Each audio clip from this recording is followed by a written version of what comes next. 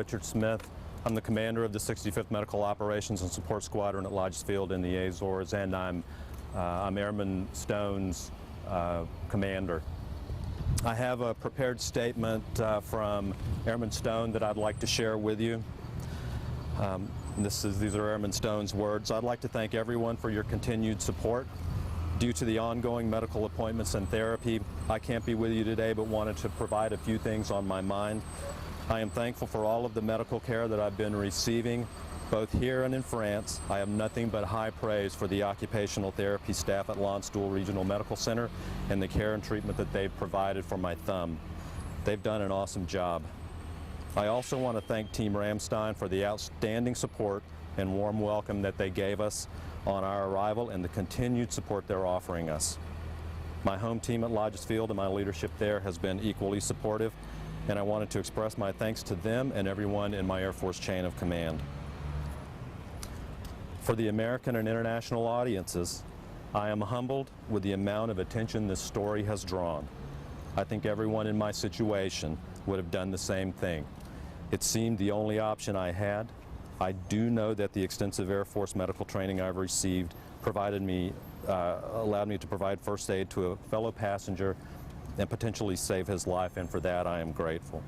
I hear on the news he is stable and getting the continued medical attention that he needs. I wish him a speedy and full recovery. Finally, thank you to everyone who has reached out to wish me and my friends well and who have called us heroes. Looking back and thinking of that fateful day, I know we did exactly what needed to be done. Thank you again for your continued support. I also have some remarks that I would like to, apparently my arms are longer than I thought they were, that I'd like to share with you. As I said, I'm Airman Stone's commander. You'll appreciate that for privacy reasons there are some details about his medical condition that I won't be able to share with you, and that's just the same. I'm not a physician. I wouldn't understand those things anyway. What I can tell you is since arriving last night, I've had the opportunity to spend some time with Airman Stone and his family. He's recovering. His wounds are healing. He's in good spirits. I've had the opportunity to speak to some of his care providers, and the really good news is that despite the severity of the injuries, I've been told that in the coming months he'll be able to return to full duty.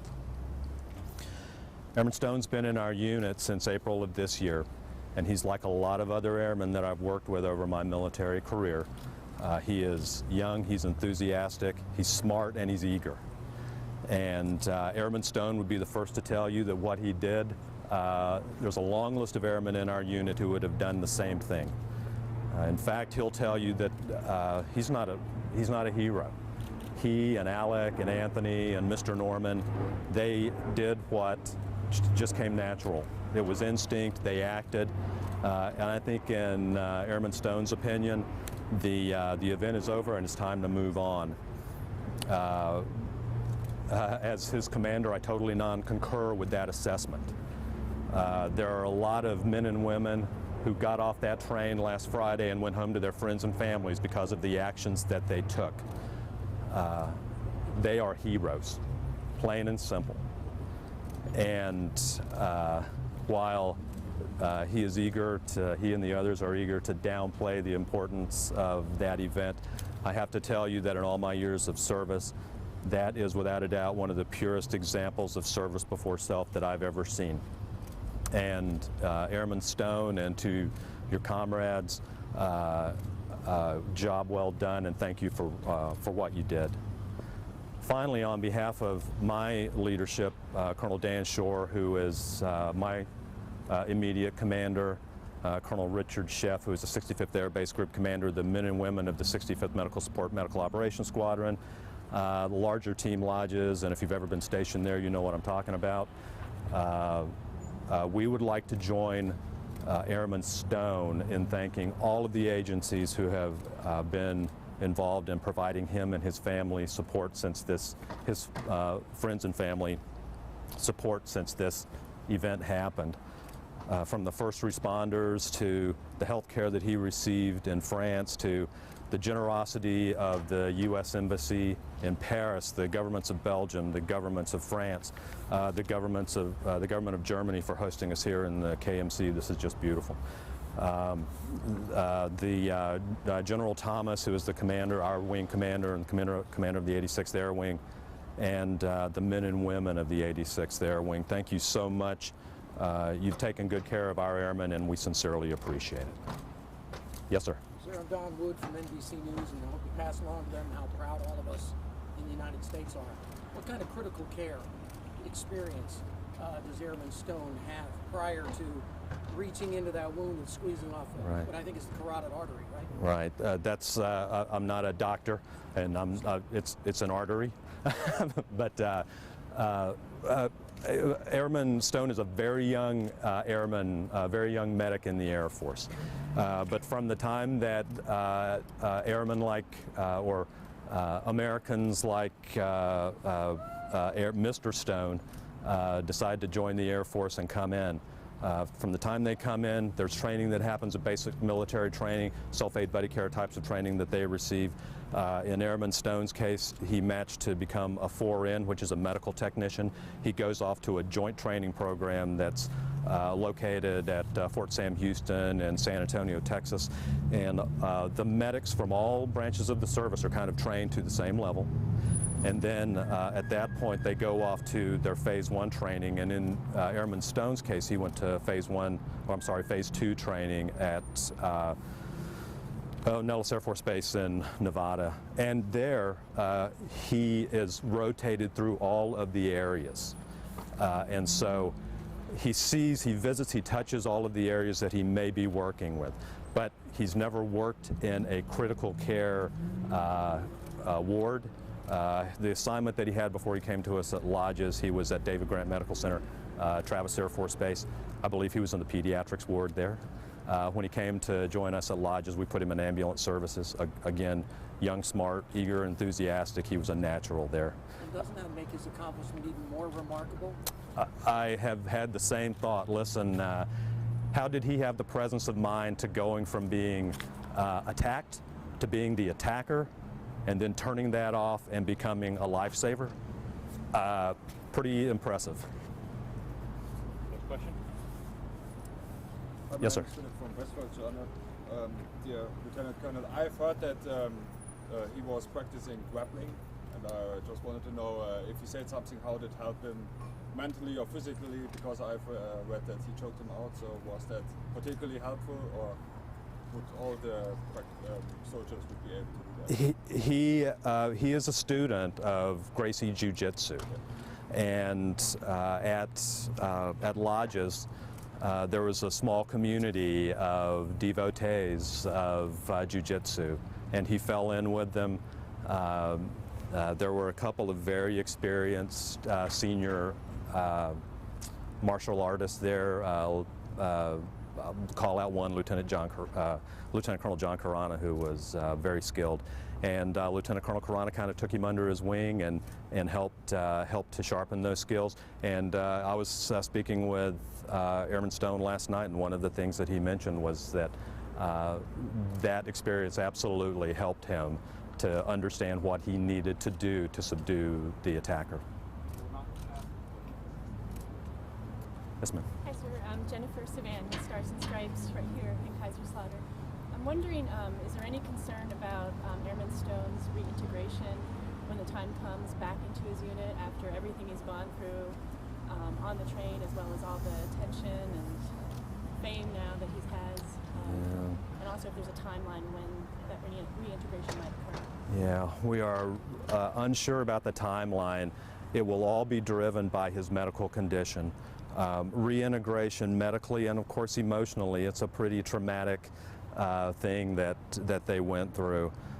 We've been very fortunate that he was able to come here, because not only is he getting the medical care that he needs, but the 86th Medical Group was able to put a counselor with him and his family to help to be available in the event that they had any questions or any issues came up. But is there concern about it? You know, I would like to say that this time tomorrow everything's going to be fine and he and I are going to hop on an airplane and we're going to go back to lodges and get back to work. I just don't think it's going to happen that way. It's a process. We don't know what the timeline is. We'll see how it works out. And it's my understanding he's going to go back to the States before he returns to lodges. Is that correct? We're not sure. Again, we're not sure what the timeline is or what his route of travel will be, what his destination is when he leaves here. But doing what's in the best interest of him and his medical condition is really at this point what matters. Mm-hmm. Any additional questions? What would Airman Stone most like us to know? I know you read the statement, but if you, in your own words, after you spent that time with him, what does he most want us to know? You know, I think he wants us to know that it wasn't him. I think he wants us to know that it was a team, that it was, that he did what he did because he knew his comrades were going to be behind him. And if there's anything that he wants all of us to remember, it's that this is not about Airman Spencer Stone. This is not about terrific training that he got from the Air Force. This is about him being there with his friends, people that he trusted, and that's what gave him the confidence to act. Is there any chance you're going to meet the others, or is there perhaps a reunion of these three heroes scheduled? I don't know what's scheduled. But specifically, I don't know that that is scheduled. I think that at some point, what the three of them want to do is they are more than welcome to get in front of the media, but they want to do it as a unit. They want to do it as a team. And so at some point, they hopefully will all be back in the U.S. and that will be, and those events will happen. I'm looking forward to seeing it. Yes? It's my understanding, I read in some story that his nickname is Captain America. Do you know where that comes from and what the story behind that is? I don't. I've never heard that his nickname was Captain America. I had another nickname for him, but it wasn't. No, I'm just kidding. You know, he's a young airman in my unit. We have a lot of airmen that we take care of, and he's interesting because his physical size alone makes him stand out in a crowd. He's good-natured. He has a good heart about him, and so the leadership team at our unit, we know him just by virtue of the fact that he's kind of, you know, many times a larger-than-life presence in the room. He's taller than me, I can tell you that. Yeah, but you know, they have a very tight. The airmen have a very tight unit. They take care of each other. I'm sure they have nicknames for each other. I've never heard Captain America. I chuckle at the thought of that only because I just think it's funny. But he is. I think we would all agree that, you know, if you're looking for a nickname, that's probably a good one. He's quick to act. He's confident, physically strong. He's smart. I sound like I'm trying to sell him. I'm really not. But that sounds like a proper nickname for him. Did he stand out in his unit prior to this? Well, like I said, physically he stands out. But yeah, you know, he's like a lot of other airmen that we have. Like I said, you know, smart, young, and enthusiastic. And you know, I think, does he stand out in the unit among his airmen peers? Not so much. I'm fortunate that I command a unit that's almost full of Airman Stones. And just one more question, if I may. What do the other airmen in the unit, what has been their reaction? What are they saying to you? Yeah. No one is surprised, almost to a person, whether it's one of our uniformed airmen or one of our local national civilians who are a key part of our mission. You could ask anyone and you know, the discussion would go something like this. Hey, did you hear what Airman Stone did? And the reaction would be, oh my gosh, you're kidding. Well, that makes sense. I can see that. Yes, sir. Mr. Stone was awarded by the French president, or the group awarded Mr. Stone. Is there also something, award or some honor planned by the American side? I understand that at very high levels in the Air Force community, there are discussions about a decoration. I have all ideas that something will be awarded to him. I'm not sure what that is yet. That hasn't been shared with me. But these are the kinds of discussions I think that the Secretary of the Air Force and the Chief of Staff of the Air Force have.